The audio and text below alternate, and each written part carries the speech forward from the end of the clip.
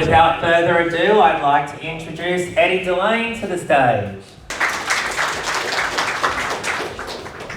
Wanted to thank everyone for coming today. I'm super excited to share with you just a little bit of information about how I built my property portfolio. I know I've spoke to probably a lot of people in the room already, and yeah, I'm very excited to share with you exactly how I did it, share with you tips, tricks and strategies on basically how I went from basically living in housing commission. I grew up in, for those of you who don't know, I grew up in Western Sydney in housing commission from Mount Druitt. It started with a massive drive that I wanted to be the first one to buy property, and I wanted to get ahead financially in life. People that get ahead, they usually own property.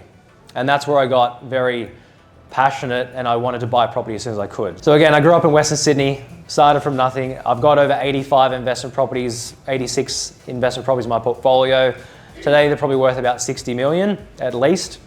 And today, I'm just very passionate about sharing thoughts, opinions, so we might do a questions and answers after this as well. Hopefully a lot of people have heard of the book 30 Properties Before 30. There's a new one coming out as well. I've been in the media, for those of you who haven't seen me before, I've been in the media probably since 2015, at least, when I had about like 4 or 5 properties. I'm in the media, on TV and all that kind of stuff every 6 months. The main 3 things, so let's just jump into it. The main 3 things is, the first thing I want to talk about is buying a property that is essentially what some people will refer to as under market value.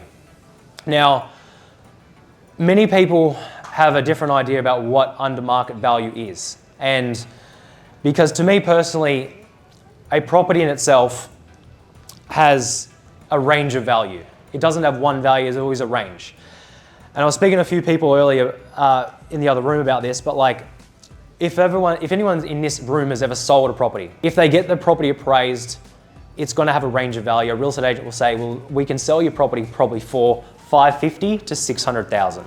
And then if you ask another real estate agent, they might say you $570,000 to $600,000, and so on and so forth. And the same thing when you get a property valued by the bank, you can take one property to 4 different banks and they can each give you 4 different valuations. So under market value to me is basically buying a property where other ones are selling for more, and mixing that with buying it in a very, very hot market where hypothetically we're buying a property for, let's say, $400,000, when you can see there's a lot of other properties on the market for $450,000, offers over $449,000, and so on and so forth.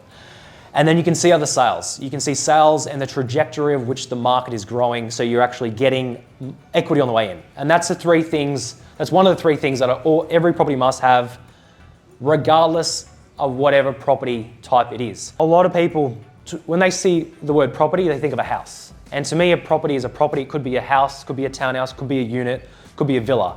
Out of the 85, 86 properties I own, some are houses, some are townhouses, some are units, some are villas.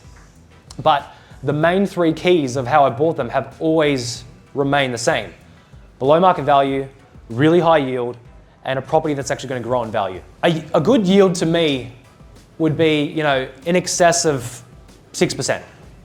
Now, I bought properties that have lower yields, of course, but majority of the properties in my portfolio and the ones that I recommend to buy in the current market would, especially with high interest rates right now, would be 7 or 8% yields.